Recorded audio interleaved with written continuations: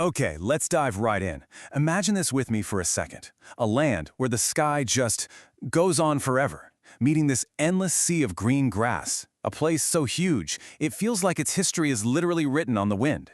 Today, we're going to the heart of Mongolia to unpack an incredible story of warriors, nomads, and an empire that completely changed the map of the world. And that's not just some fancy, poetic line, it's the absolute truth. The connection the Mongol people had with their horses and this land, well, that was the engine that powered one of the greatest empires in all of human history. So to really get this story, we have to go back. Way back. It all starts on the Great Steppe, this immense open landscape that was, for thousands of years, a world without any walls. And that right there shaped a totally unique way of life.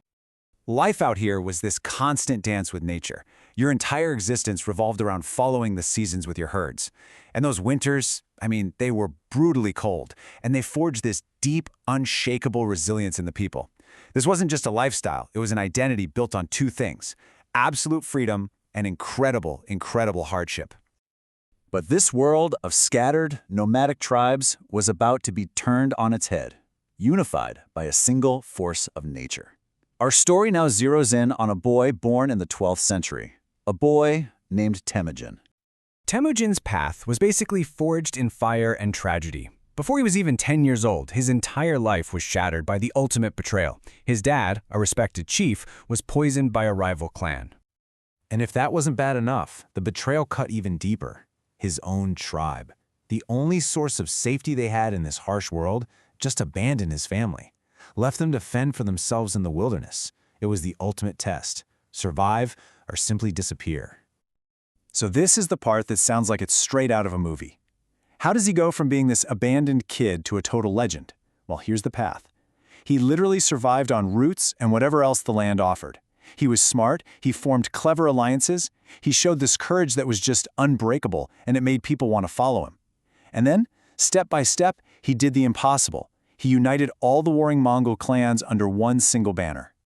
And all of this leads us to this one year, 1206.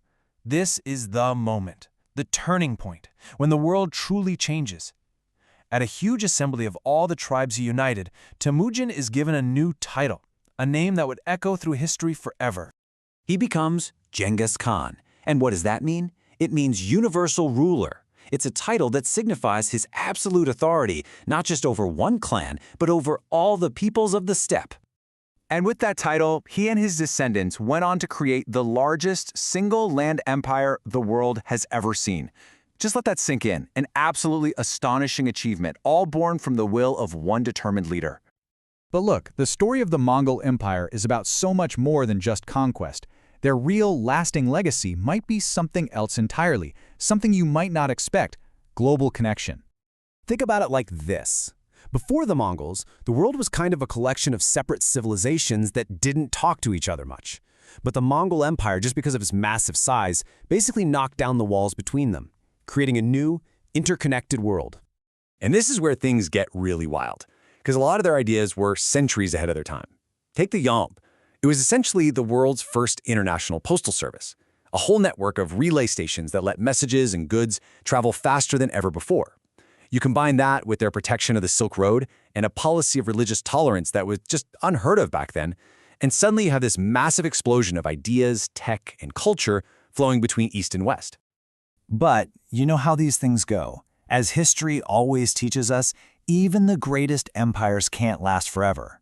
The Mongol Empire was just so huge, and eventually that unity started to crack.